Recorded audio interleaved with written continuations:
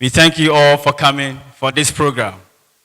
This program is organized in collaboration with USAG and SSNIT.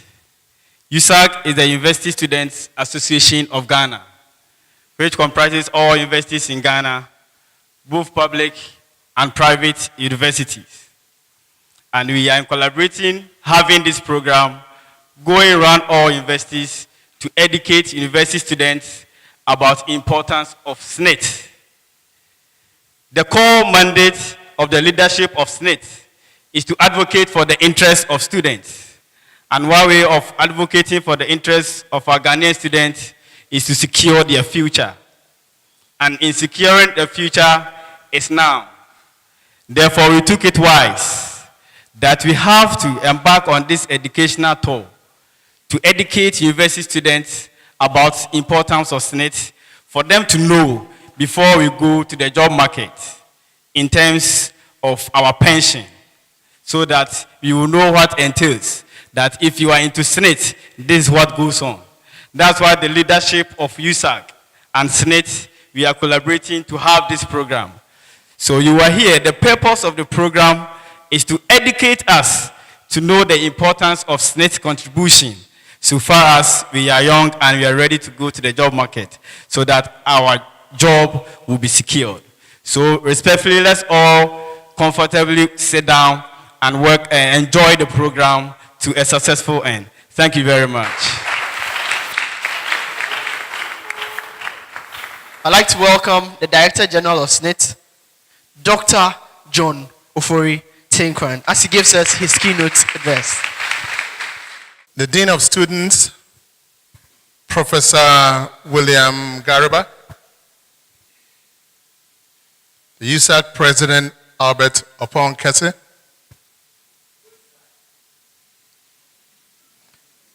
the USAG and SRC Presidents here, the executive. I believe there are some lecturers in our midst.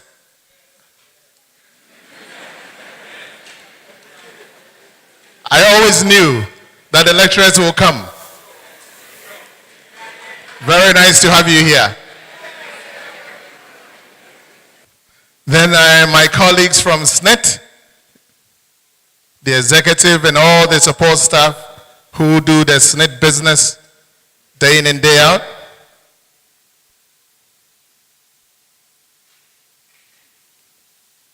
I see I got some friends from the media here.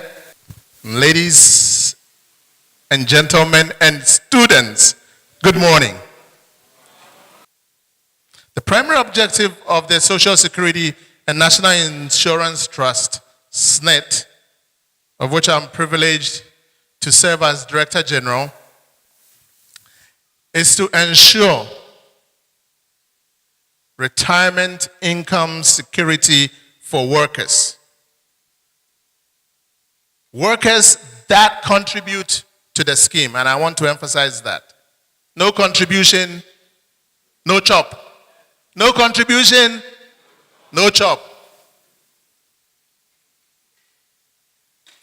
And ensure that every worker who so does, receives retirement and related benefits as and when it comes due. Everyone, all of us in this room, are exposed to the contingencies of old age, invalidity, and, I'm afraid to say, death. It is therefore within this context that Social Security becomes necessary. Indeed, there are several of you in this room and on this campus who are already working. Even if it is part-time, you are still working. To those of you in this category, whether it's your own small startup or you are working for someone, I strongly urge you to register today with our officers who are here and find a way to start your contributions. Because you see, the scheme that we run is set up to receive contributions from members as young as 15. And there is great value in starting early. So let me take a moment, a bit of time, and explain to you briefly how it works and why it pays to start contributing early. I'll just be very brief, but I hit the salient points, and I'm sure when you go through the presentations, you'll get to see a lot of detail.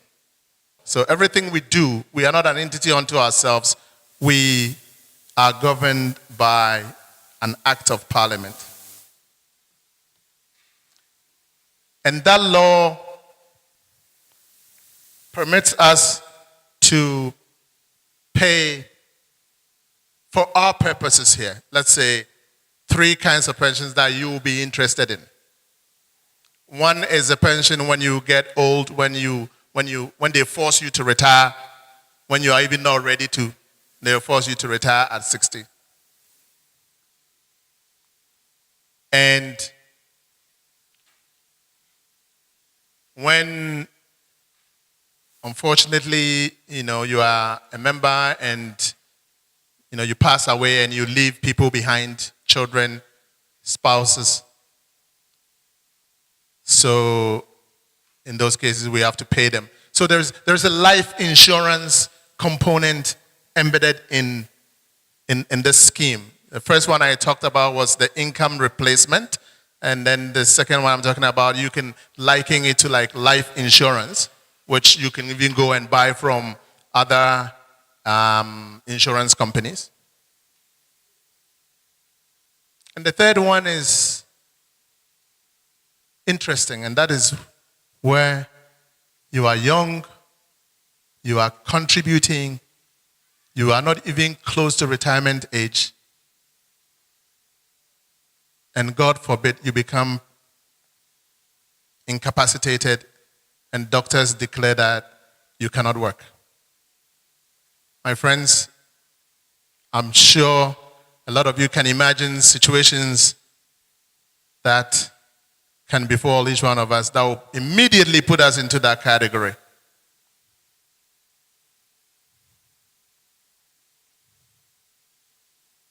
So for the first one,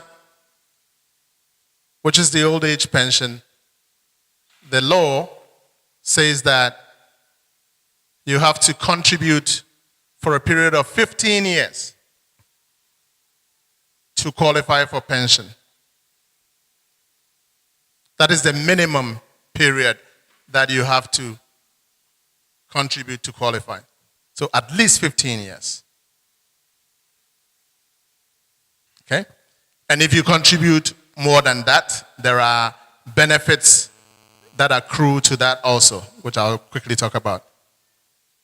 But the last one which I talked to you about, I just mentioned, is when you are still in active life and you are contributing, and within the last 3 years, you've made contributions that are current for 12 months, which is just 1 year. Should you become incapacitated, you will be paid a pension as long as you live.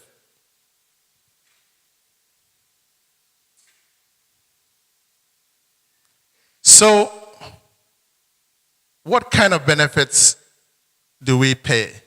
And I said I'll be brief. So imagine you contributed for 15 years.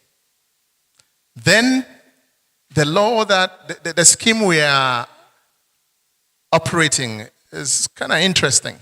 It's interesting in the sense that the amount of money you get per month, which is your monthly income replacement,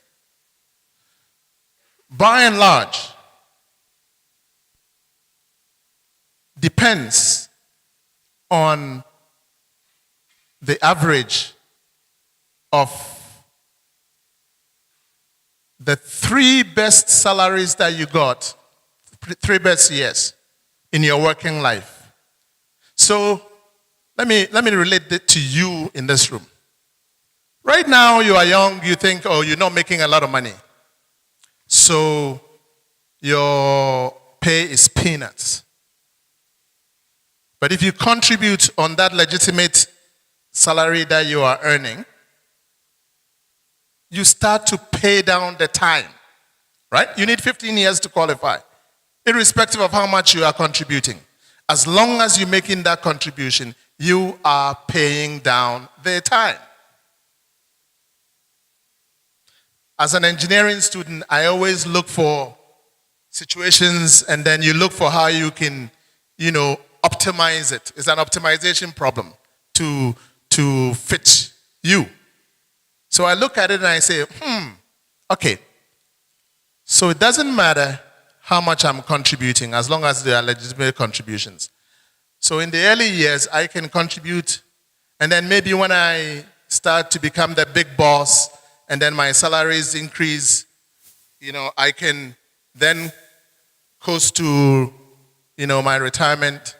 And I would have made all that time. And when I'm ready to be paid, they only look at the 3 years where I had the highest earnings. And they pay me effectively on all the years that I've contributed. So then I say, oh, that's good. So in that sense, then I'll start contributing and pay down the time. And when I become the big boss and I'm making the big monies, then I would have qualified. And the monies that are really relevant in the calculations are the 3 best years of my working life. I mean, if we cast this as an optimization problem for the math students in this room, I'm sure people can come up with all kinds of optimal strategies that will probably get you the best pension pay. But folks, all I'm trying to say is that it pays to start early. And the longer you contribute, the higher the percentage of the monthly salary, your monthly salary that is replaced.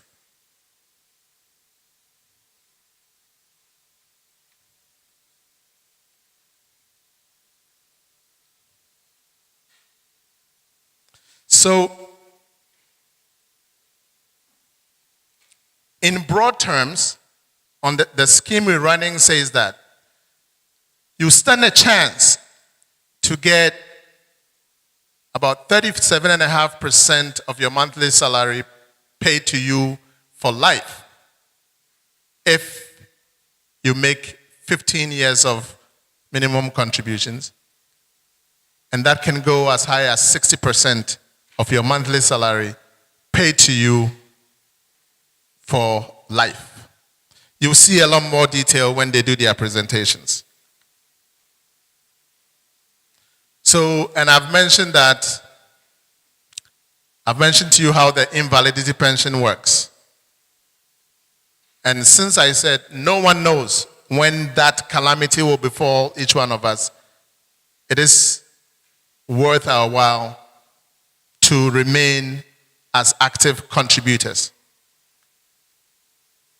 So my friends, I hope I've shown you, albeit briefly, that it's your best interest to register and start contributing early. And I hope that this event will reawaken the consciousness of our young people on the need to think, prepare, and conquer the future, because you ultimately are responsible for your personal welfare. And that's why I was pleasantly surprised when the leadership of USAG came to see me to discuss this initiative. So I want to commend and acknowledge the leadership for the idea of coming to engage and the work that you've put in so far in making this possible. And we look forward to more collaboration with you. What we've seen today not only excites me for what we can achieve together, but it also gives me hope for our nation. More often than not, we despair and worry about whether today's generation, this generation, can really, really lead us into the future.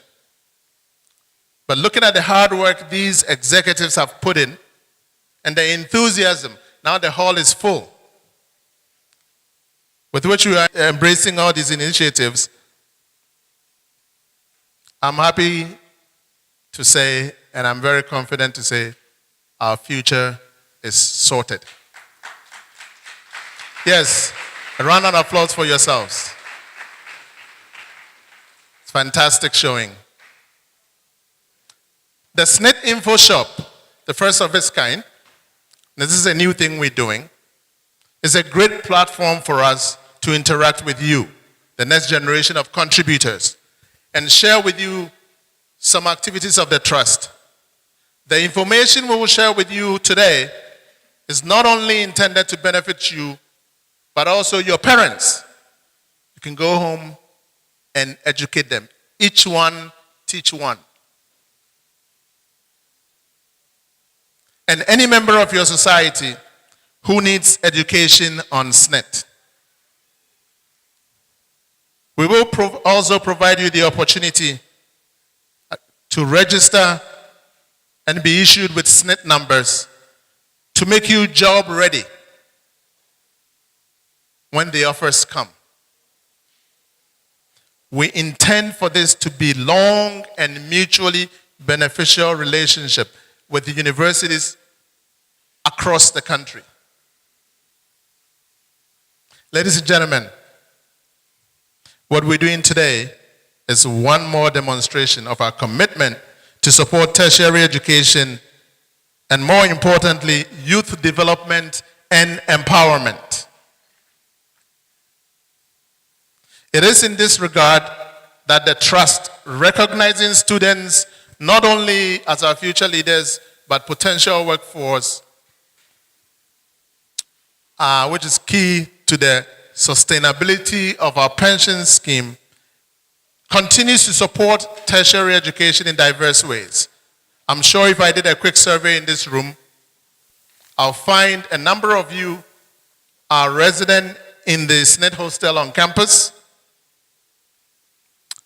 Our hostel here and the several others at the University of Ghana, Legon, University of Cape Coast, University College of Education, Winneba, UDS, Navrongo, UDS, Nyankpala. Housing, it houses close to about 5,000 students. And this is a demonstration of our commitment to youth development and our desire to nurture the incoming workforce. But perhaps our greatest contribution to this sector is the student loan scheme, now administered by the Student Loan Trust Fund. Hundreds of thousands who may have not been able to finance their education without this critical support from the trust have benefited and continue to benefit from the scheme. Dean Chair, the trust is aware that without a viable workforce, there will be no scheme. We also know that for people to contribute, they must be employed, and even though the trust cannot obviously employ every graduate, our footprint in the employer space through our investments can be felt in the areas of hospitality, transport, energy, banking, construction, and many more. A vibrant workforce means that we can continue to deliver on the contracts of generations where the current working generation takes care of the retired generation. Our responsibility and the magnitude of this is never lost on us, not even a day. So I'd like to end my remarks with a story. And this is a story of Muhammad Zakaria, a 33-year-old young man who has been receiving his pension since age 25. So you may ask, how does one receive a pension at age 25? You see, Mohammed lost his sight through glaucoma 8 years ago. Even though Mohammed contributed only 42 months to the scheme, he qualified for invalidity pension. And guess what? He's guaranteed this pension with annual adjustments, because we always adjust for inflation, so long as he's alive and medically unable to return to active work. He's only one of the over 1,000 invalid pensioners on our payroll. Mohammed's story could happen to any one of us here today. Check out Mohammed's story on our Facebook and YouTube pages on SSNIT Ghana. So after that story, I need not tell you how critical it is to join the scheme.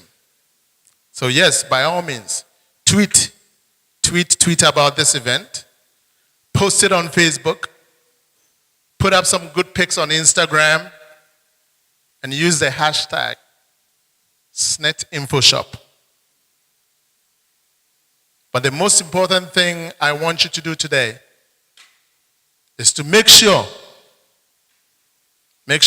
you are secured for tomorrow. Register, join SSNIT today, and start contributing. Tell your employer to start contributing on your behalf. It's your entitlement on the salaries that you are earning today, however small. I thank you very much for your attention, and I am most grateful. Thank you.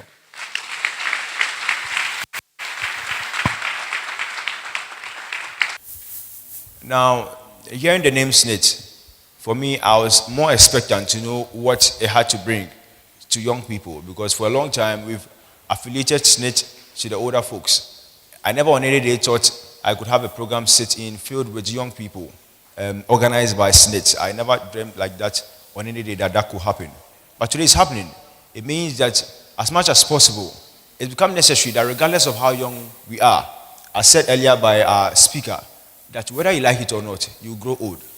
You don't choose to grow old. Whether you like it or not, you grow old. So the earlier you prepare for it, the better it will be for you. So it's very necessary that we put in structures as individuals, be it saving or putting resources or finances together or putting them aside, so we can be able to effectively prepare for that future ahead of us.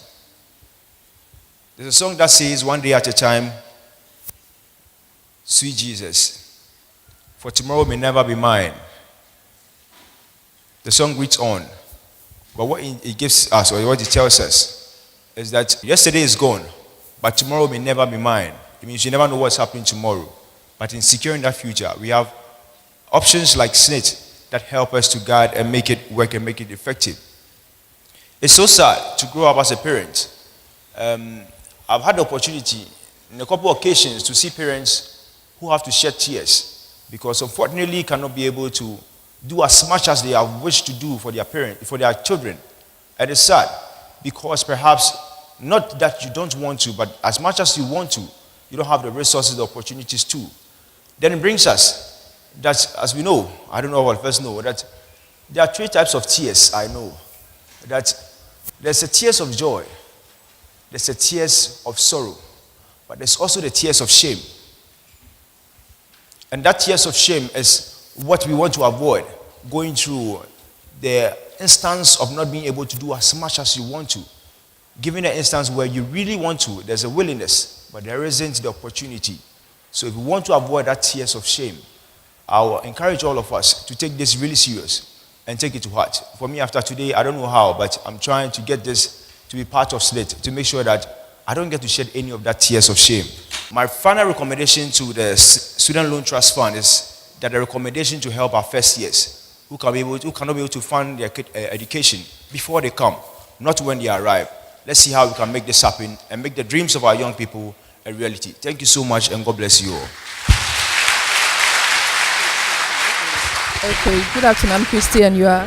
Good afternoon, I'm Yinimi. Okay, I want to ask you some few questions about SNIT. What does the acronym SNIT stand for? It means Social Security and National Insurance Trust. Can you tell us when SNIT was established in Ghana? It was established in 1965. At what age do you qualify to contribute into the SNIT scheme? I think it's 15 years and above. What do you know about SNIT? Tell us what you know about SNIT.